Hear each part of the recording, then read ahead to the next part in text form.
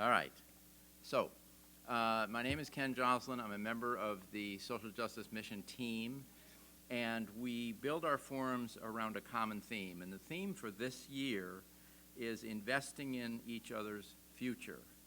And what we're going to do today is kind of lay that out and ask for your input. Through these forums, we aim to learn about opportunities for engagement and action to ensure that our neighbors thrive, to better understand the structures and systems that have failed our neighbors, and to explore ways we can work together to build better outcomes. Krista Tippett, when she was here, gave us a charge and from our opening themes, she said, who will we be for each other? Today we're going to begin the journey by exploring this year's theme by viewing and discussing a portion of a presentation by Adair Mosely, who is the president and CEO of Pillsbury United Communities.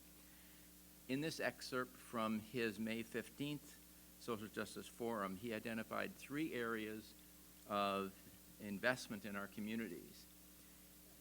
From work that Pillsbury United Communities has done here in North Minneapolis. They also work in other places, but the focus will be North Minneapolis, partly because of our connection there.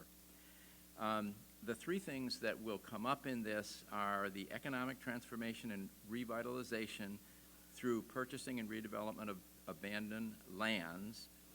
Second, the investing that they did in the future of young people, and he talks about scholarships that Pillsbury United Communities gave to each North High School graduating senior of up to $10,000. And the third is investing in the health of the community through the building and operating of a North Market grocery they developed, and the partnerships involved to bring affordable fresh produce to our neighbors in North Minneapolis. And following the video, we invite you to join in a discussion about what the theme means to you and who you would like to hear from in the coming year. So keep in mind as you listen, because we will use that information. So let's go ahead and start.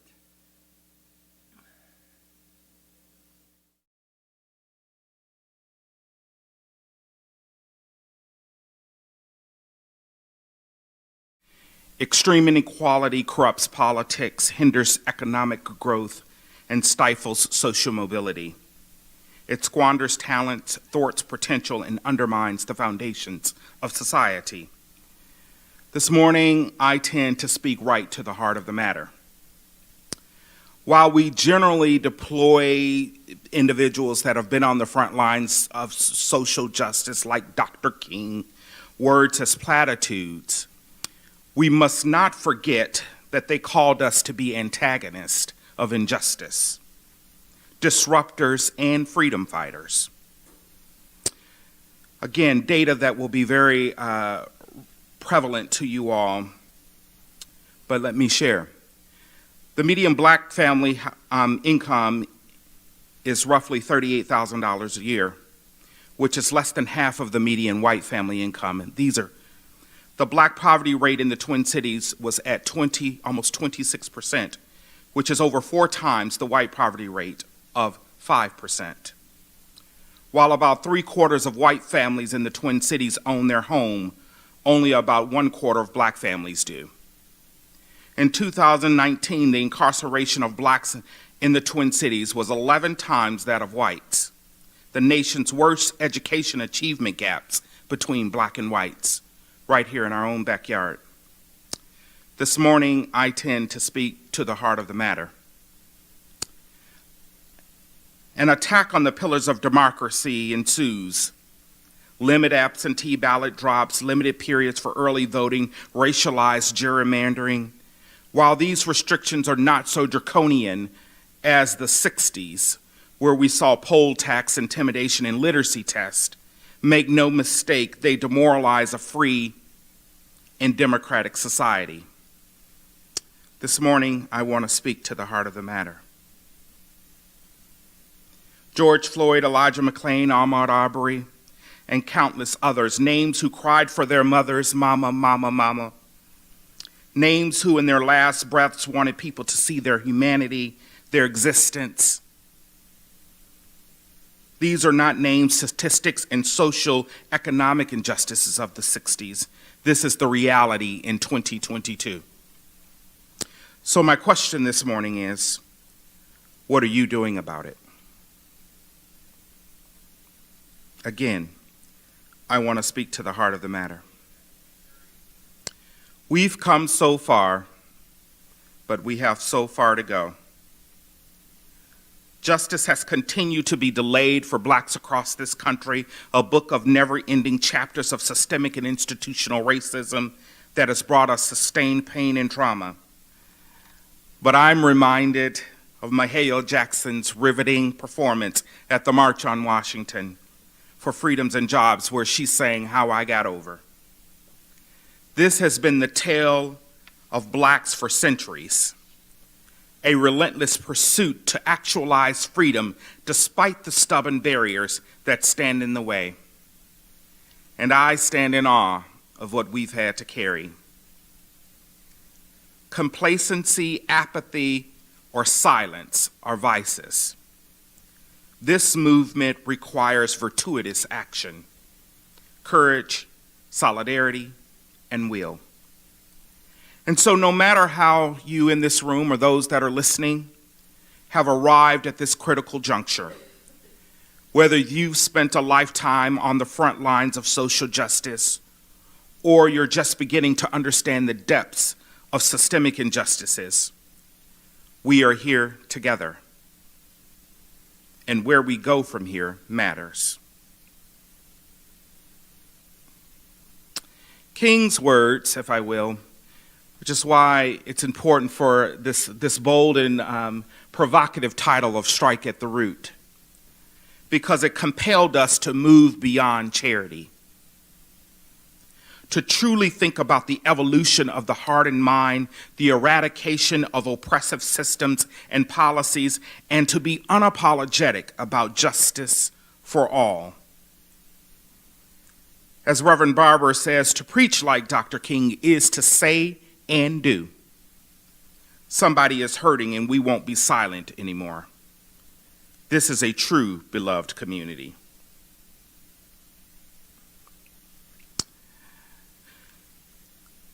God sent Jeremiah to deliver a message to the king for him. He said, "Go down to the palace of the king of Judah and proclaim this message. This is what the Lord says. Do what is just and right. Rescue from the hand of the oppressor the one who has been robbed. Do no wrong or violence to the foreigner, the fatherless, or the widow. And do not shed innocent blood in this place. But if you do not obey these commands, declares the Lord, I swear by myself that this palace will become a ruin." Our collective voice must be heard. I believe this is our time.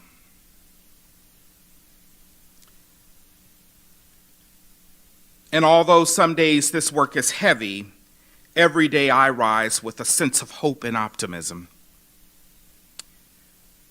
We must remain determined, disciplined, and hopeful. And I hope that we can transform a place that is centered with communities' desires for themselves and their families, self-actualized and self-determined.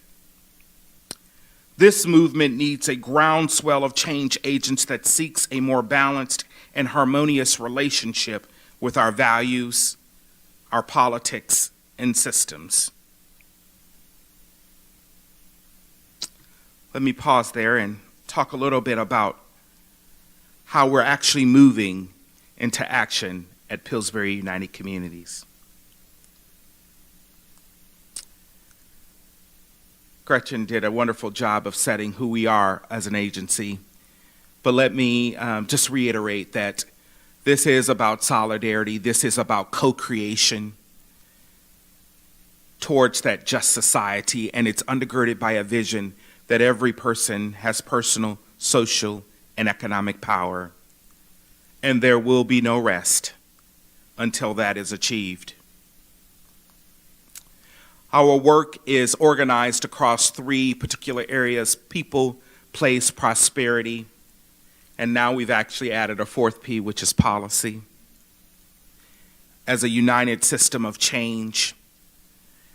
And so these things come together, while some days quite chaotic, but it is really a conglomeration of programs, activities, neighborhood centers, social enterprises that are all coming together to create this more just and equitable society, particularly for the residents here in the Twin Cities.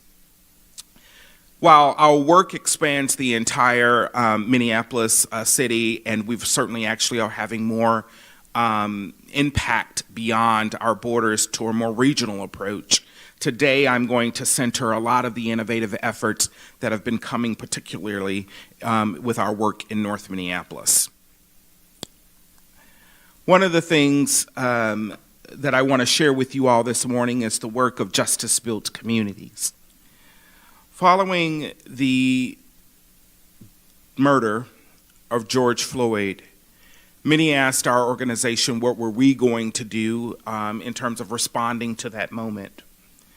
And while we supported a lot of activists and those that were abolitionists for different inequitable systems, we recognized that we wanted to continue to lift that up and give that space, but there was a different role for an institution that is over 140 years. And so immediately following that, we stood up a community development corporation called Justice Built Communities. And this is an engine of economic justice for our region. Let me paint a picture for you why we needed to stand this enterprise up. If you look at the two data points here, in a 5-year period from 2015 to 2020, North Loop has seen $1.2 billion in real estate activity. During that same time frame, North Minneapolis has only seen $13 million. And if any of you can think about the last decade of how much the North Loop area has transformed, from hotels to new apartment buildings to thriving businesses, restaurants.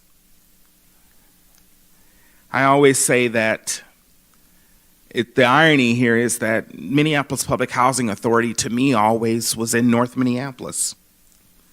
And today is in the neighborhood of North Loop.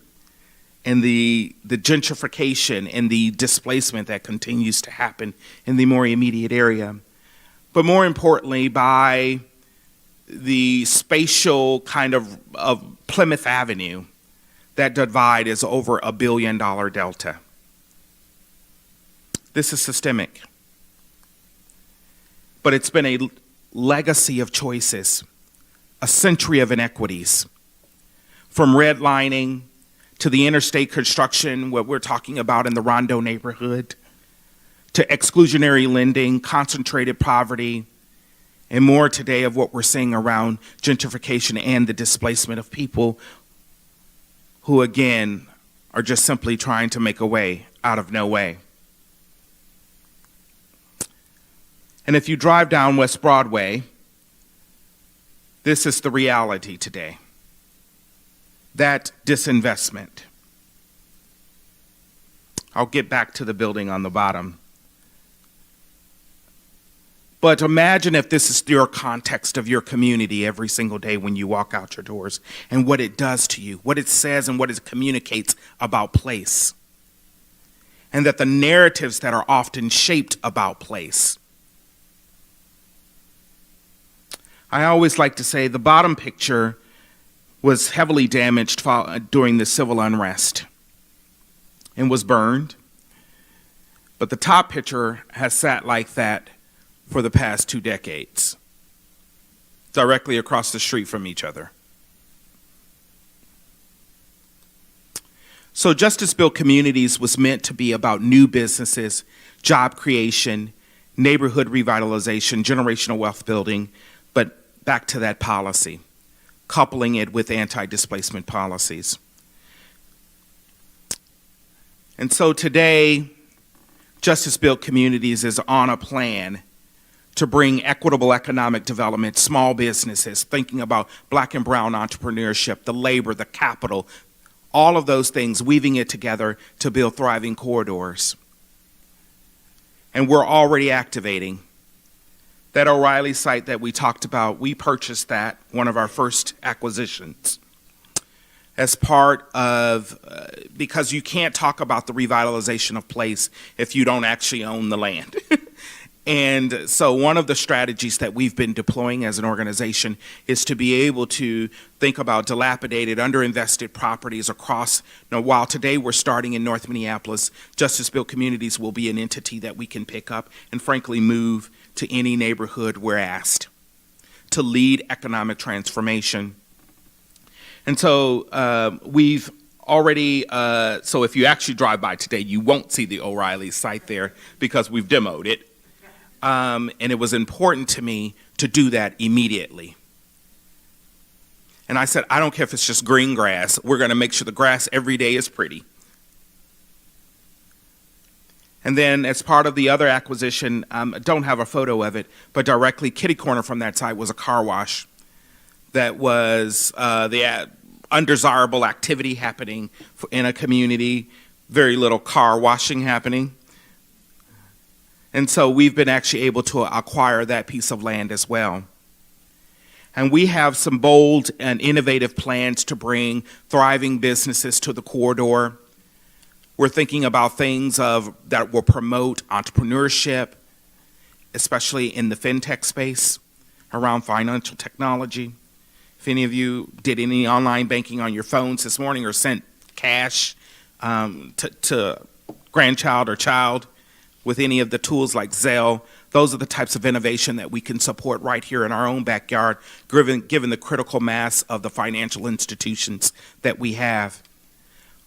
But thinking about how black and brown entrepreneurs can benefit from that system and to be able to grow wealth, grow businesses, create jobs right here in our own community. This is also important along this corridor because if you haven't heard, the Blue Line, the extension of the Blue Line will go right down Broadway. And so it was important for us to think about getting speculative land off the market, because if we don't, then investors will come in, buy the land, drive cost up, that ultimately results in displacement of people in community. And so I will be looking forward to coming back here and sharing the work that we're doing out around economic revitalization in North Minneapolis. One of the other things that you may have heard a few weeks ago, again, it's not, you all know this, that North Minneapolis and frankly our entire city is dealing with a spate of acute violence. And then I think we have to ask ourselves why, right? It is because we have not made the investments in our young people in the ways. It is because they encounter a system every day where only roughly 30% are graduating black students in a district. It is because they don't see hope. They don't see a future beyond 94 in West Broadway. And so earlier this year, a sophomore at North High was murdered, Deshaun Hill, while out on a walk with the rest of his class. And I was in London and called a few colleagues and said, we have to do something to restore hope. And all students across our country, frankly, have felt the disruption around their education with COVID. But there's something that, and not just in North Minneapolis, but urban core, that students walk a different walk, and another barrier that is put in front of them.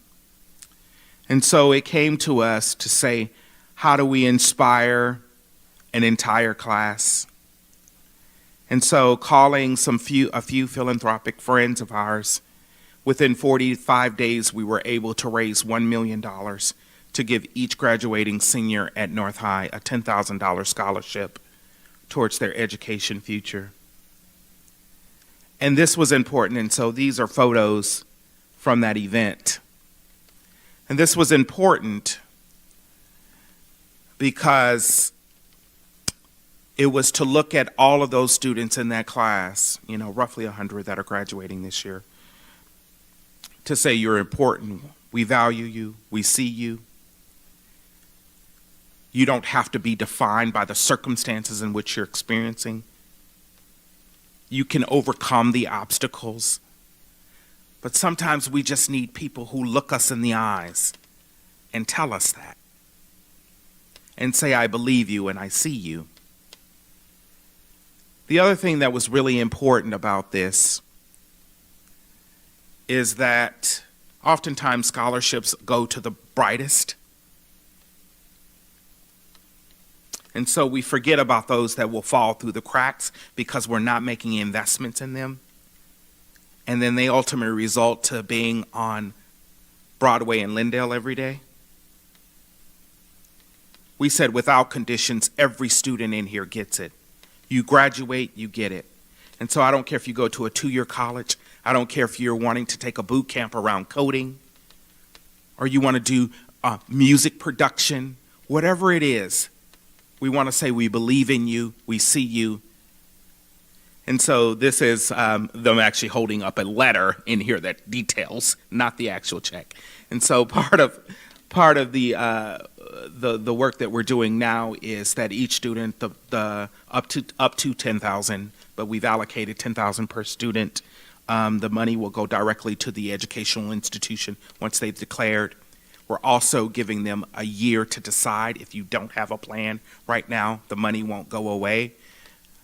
I've received messages from parents who said I was sitting at the kitchen table figuring out what we were going to do. I've received, it gives me hope that our students and young people still have agency. Who receive letters and emails from a few students who said, thank you for seeing us. And I've even received messages of students who saying, I left North High in my sophomore year. Can I get it? But, what it communicates is that we have to think about solutions at the scale of the challenge. And how do we do things like this over and over and over again? And that's the way in which we are going to eradicate these systemic inequities. The other work that you all know, and I believe I've shared this here at this platform, is that we continue to disrupt the food systems work, particularly in North Minneapolis, but frankly across our city.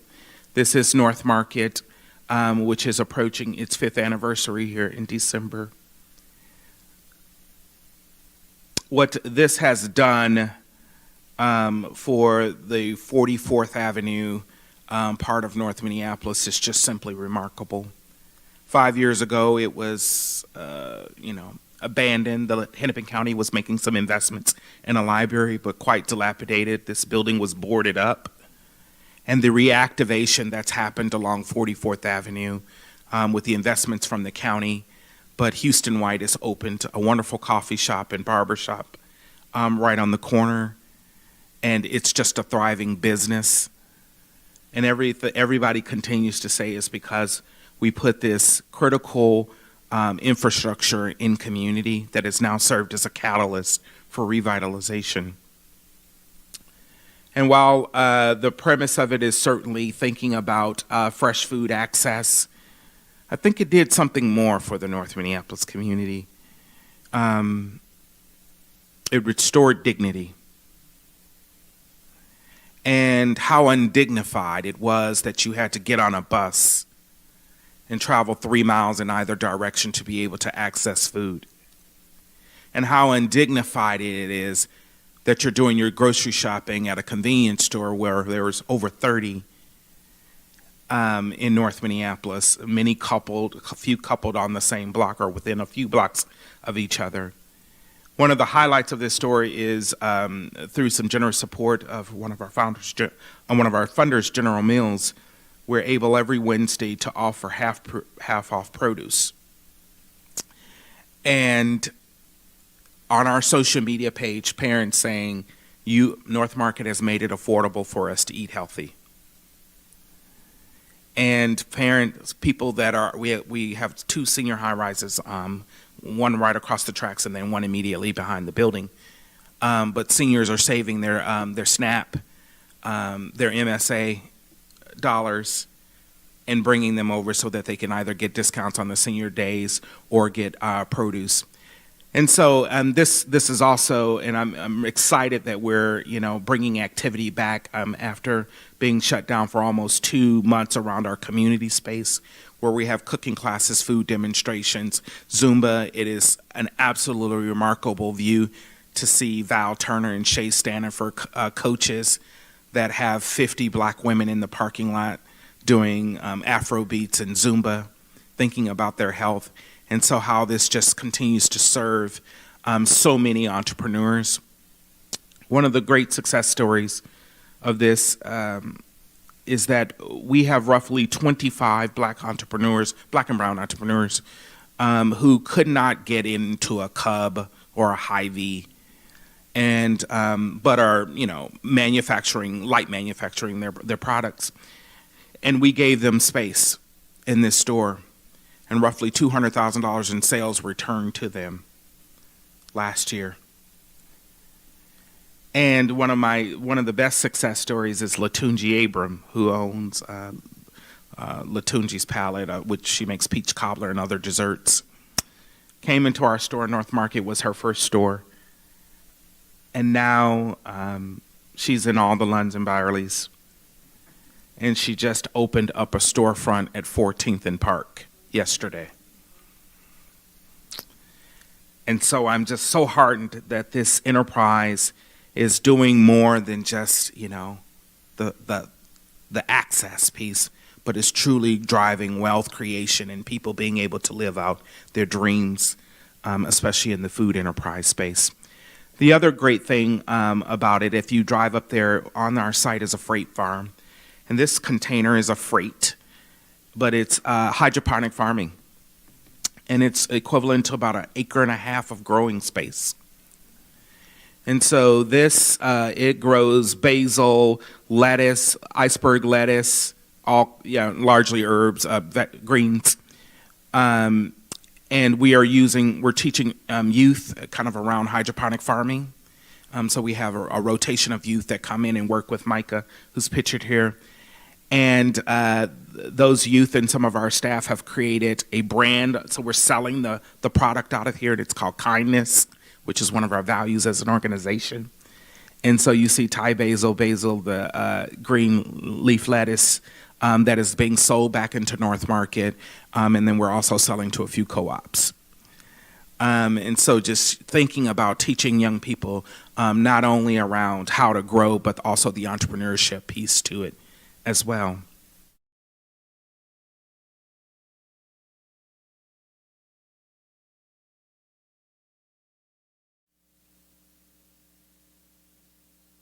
Okay. So there's a ton.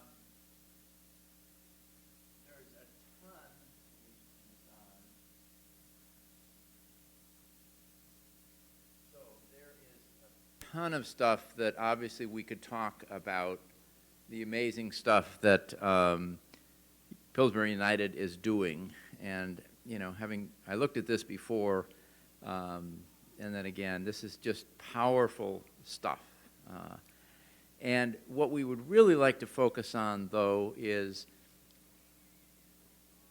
going forward, and your help to us as a social justice mission team. And so the 2 questions that were asked originally were, what does the theme mean to you, and who would you like to hear?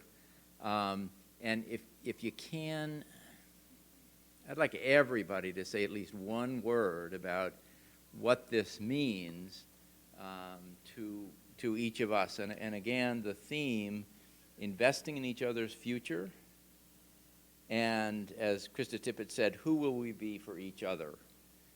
So, thoughts, and I promise you, we as a group will use this information.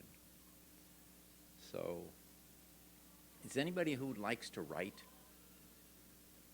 Okay, I'm stuck. So, and I will pass around the mic, so please hold your comment until you get the mic, because the people online, there are people online watching this, we want them to hear it. We're also recording it. And for the people online, you can, and we urge you to ask questions, make comments through the chat function that's on the bottom of the screen. And we'll be monitoring that and then bring those questions also. So. Just to be clear, when you're asking what the theme means to you, does that mean like just social justice forum? Oh. Do it again. No, I'm sorry. Can you give me some clarity around what the theme means to you? Like, what do you mean theme? Sorry. Okay, the theme. Ken repeated it twice, and it was also on the opening slide. So our theme for the coming year, and forgive us, because we could actually put that opening slide back up so you can see it if we had thought about that. Our theme for the year is investing in each other's future. So give us 1 or 2 words just on that first question. When you think about investing in each other's futures, and having heard from Adair Mosely, what 1 or 2 words kind of come to mind for you?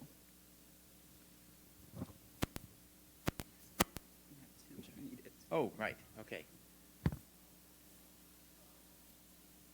I'll start by saying, for me, he said 3 things. The third one was silence. Linguistically, I'm not great. Let's see if I can find it. Anyway, what he was really saying is if we're silent, I'm not going to go so far as to say apathetic. There's nobody in this room, nobody would be here if they were apathetic. But if we are silent, then we're allowing the systems to go forward.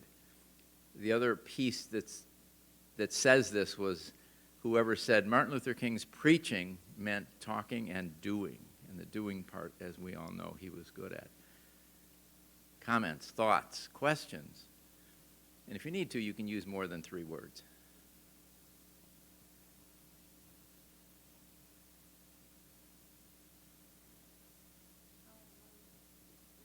Please.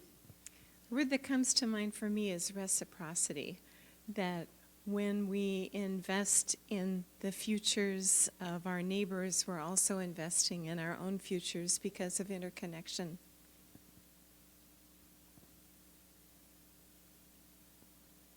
Thoughts?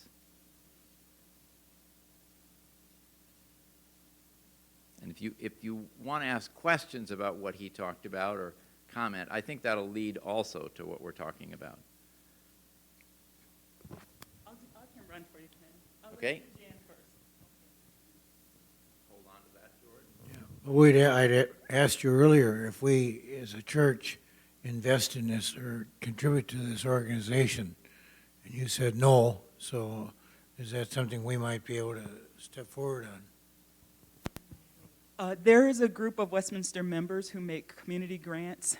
I don't know that Pillsbury United Communities would be one of the ones that they consider, even though we do not, we feel as if we are in relationship with Pillsbury United Communities, and that will continue, even as the executive director, Adair Mosely, is preparing to assume a new role with the African American Leadership Forum. He's wise, so we will stay connected with him. And Jan has a word or 2 to share. Well, I like your investment in the high school graduates at North High, and I was wondering if you could contact the principal to see some of the positive things that have happened, and if she's got some stories of certain individuals. I think I'm 90% sure that what you just said will happen. Those scholarships were handed out at graduation this May, and they have a year to sort out what they want to do. And this, I was struck when they said a year, because a big comment was to say these kids are being seen and believed, and they have a future. So that future will unfold, and yes, I'm sure there will be stories coming out of that. Yes. From the chat, Carol Ann's investment is an action verb.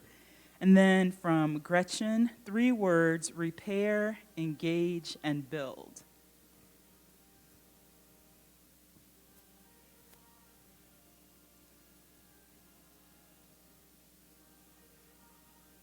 Thoughts, questions?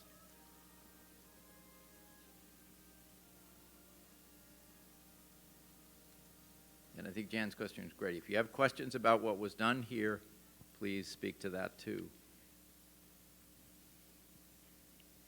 From Betty in the chat, we can support businesses. So I guess supporting businesses would be the phrase there.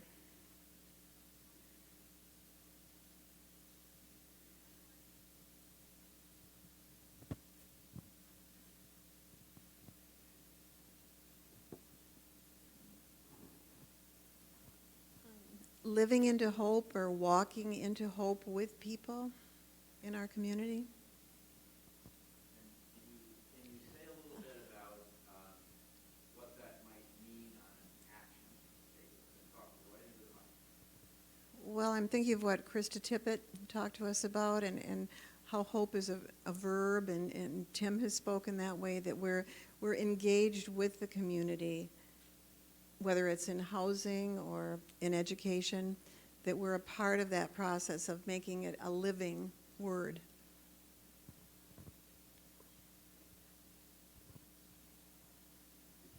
To continue what she was talking about, I think of mentorship.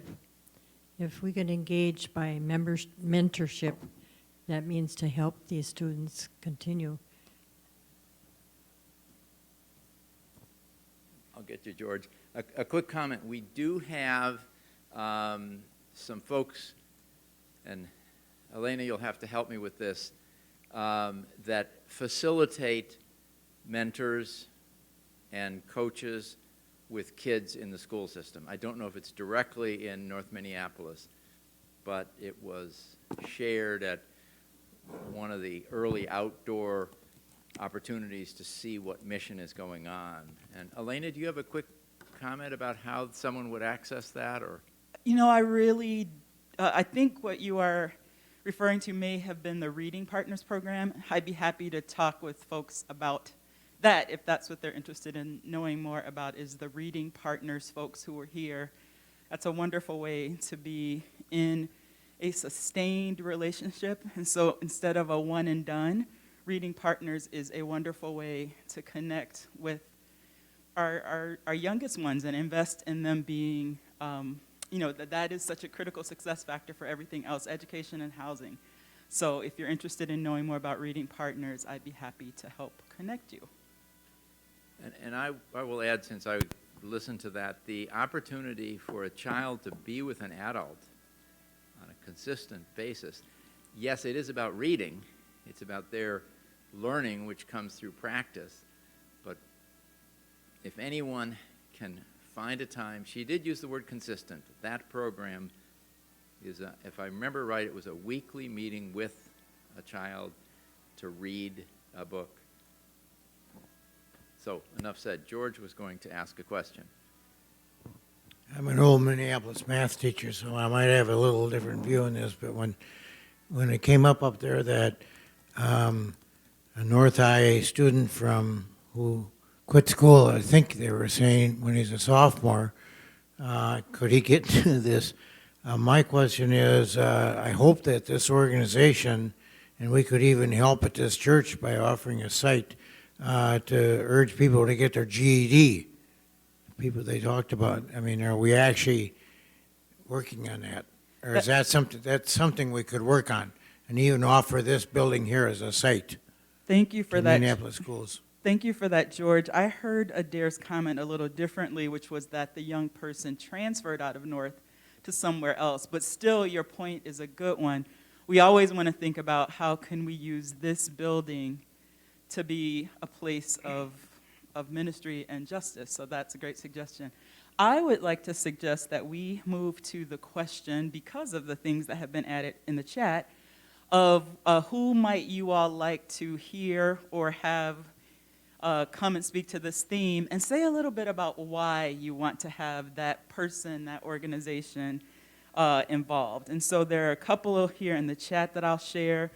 Someone wrote ways we can individually or in a group work with people. And this is an interesting one because of what you said, Joe, about reciprocity. So it says, I'd welcome ideas for ways we can individually or in groups work with people and help them. And I would also say, and be helped by them in ways that we may not even know.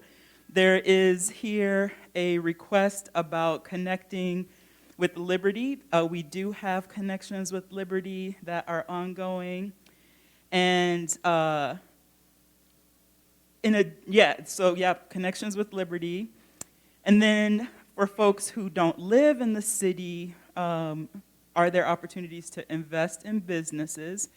So when we think about these questions, at least from the chat, we can certainly look for people, from the social justice ministry team perspective, we can look for people who could help us answer these questions.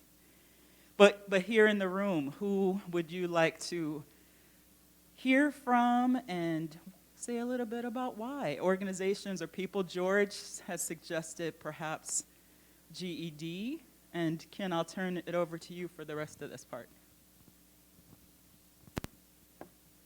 I'm an educator, and often people will ask, like, if you had a magic wand, what would you do, to change the system? And I always think housing, I think that is one of our biggest issues with students coming in that have unstable housing. And so I'd love to learn more about,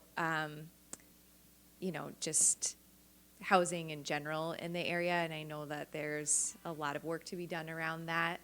But that's something I'd love to hear, and just like how to be educated on how we can support that, or how we could vote to support the work of housing. So.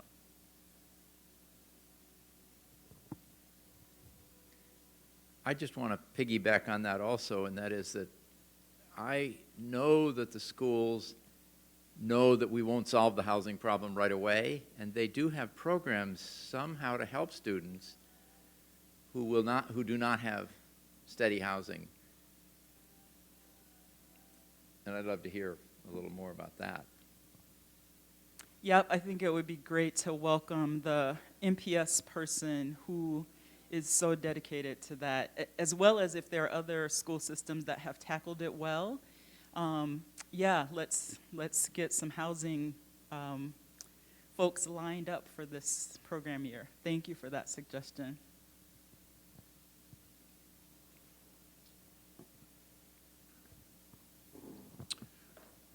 Two things, if I can remember them. One is Community Development Corporation, and to have somebody who's actually the president of a Community Development Corporation, and how can we encourage the creation of more of those kind of things.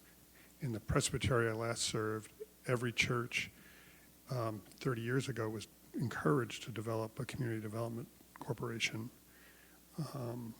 that they could get other funding for doing work in their communities. The other thing might be interesting to have is the student body, high school student body leaders come in, the president and the vice president and whatever of the student council or whatever they are called these days, just to have the people who are really on the ground here come in.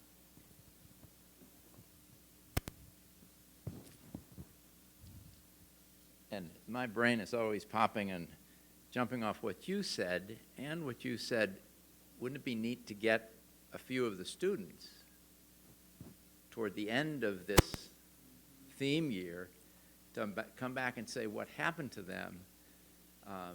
My guess is it would be more than I went to school. It would be, Yep. Wow. Yep, and I just want to interject. I think that because Adair was talking about what Pillsbury United Communities did in North Minneapolis, we're not suggesting that Westminster is going to do a strategy in North Minneapolis. Somebody on the chat also had that misunderstanding. Nevertheless, Peter's suggestion that we get some young people in from schools, be they Westminster young people or other young people, is great. So I just wanted to say yes, and we really want to think about investment.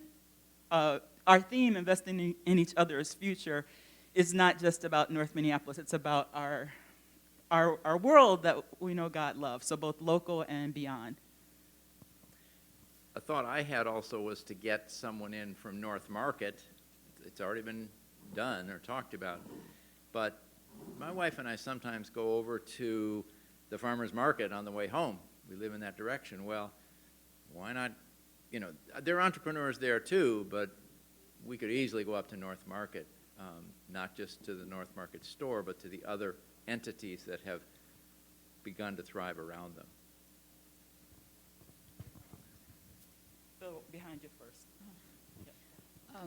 Well, when I was watching the video and thinking about it, Speak directly in. when I was watching the Thank video you. and thinking about it, I think one of the major issues that we're seeing right now with the young people and just community in general is the gun violence. And I guess if we're investing in our future, maybe we could hear from someone who give us some ideas on what maybe just we as a single person or as a church or something can do about the gun violence.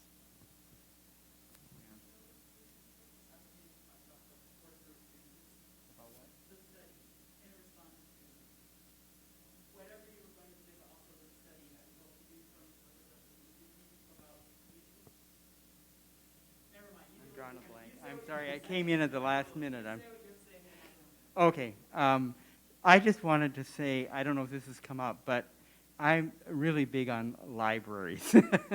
And I think it might be good to have some people come in and talk about children's programming in the Minneapolis library system.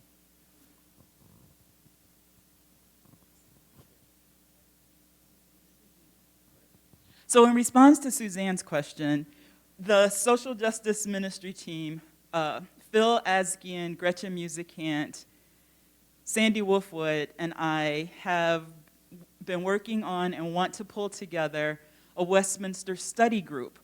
One of the things that is so wonderful about this congregation that we are part of is that we take the time to go to theology, go to our core beliefs, and say, what would God have us do about this particular issue? And so around the issue of gun safety, we want to have a study group look at what would it mean to build communities that are safe.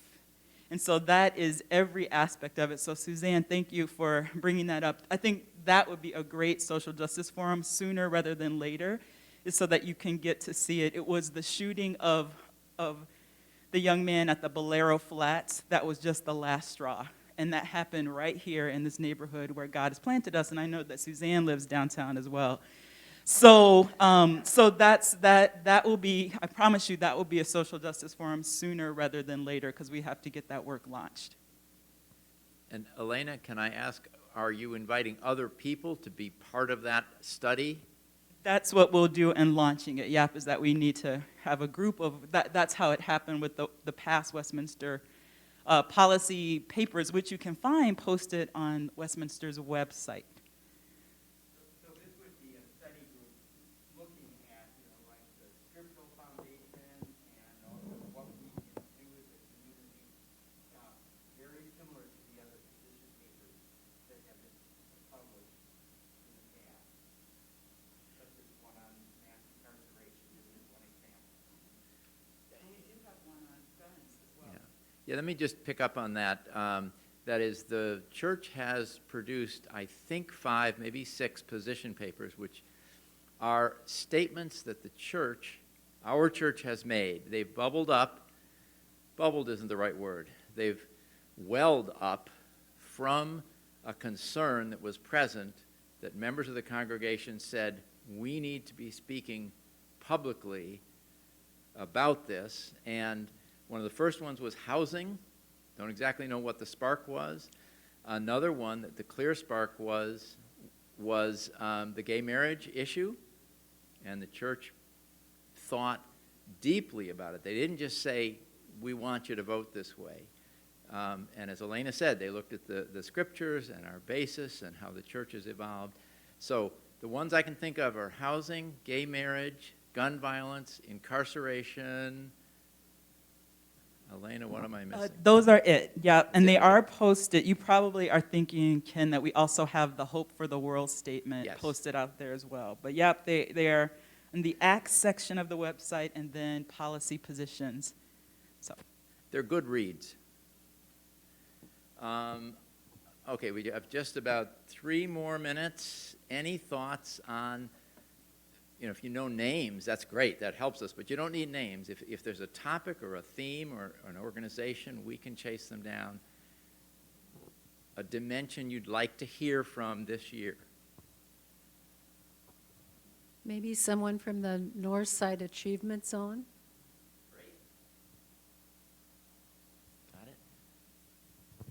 If there's any more details on the little houses that have been started, I thought, in North Minneapolis. Yeah, the Envision, right, and I think elsewhere also. I'd like to hear more about the medical world that's available to these people and what the problems are and the issues there. Excellent. Topics, we're on a roll. I also, just like you said, libraries, I think economic opportunity, which he talked about. Without a job or an opportunity, I think depression sits in. You look like you're thinking again. You're always thinking. Maybe something like a corporate CEO talking about corporate investment in community, which is something Minneapolis was known for with the Daytons. But now, if you're the CEO, they don't really, all it is the shareholder value. So how are they thinking today about what the responsibility of corporate America is for their community?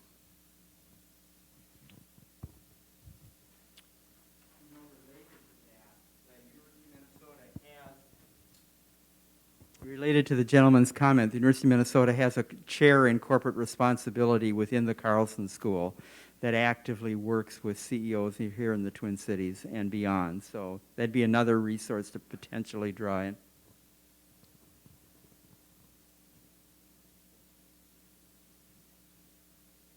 Any thoughts? I'll just explain when you get all these sheets what I meant here. I didn't actually have a specific issue area in mind, but one thing that I think was super striking about Adair's presentation was the way in which Pillsbury's works.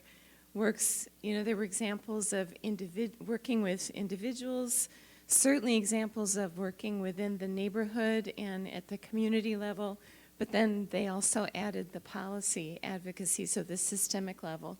So I'd be really interested in hearing from other organizations that have that multi-pronged approach, whether it's to a specific community or around a particular topic. So don't know what all is out there, but it just struck me as really valuable and comprehensive. Okay, I think we have to end. So thank you very much. We will use this. This is not one of those reports that goes on a shelf. Thank you very much. Next week we have someone from MDH coming speaking about maternal child outcomes. Also, big gap in this city. So thank you very much for being here. Those online also. Thank you. Blessings.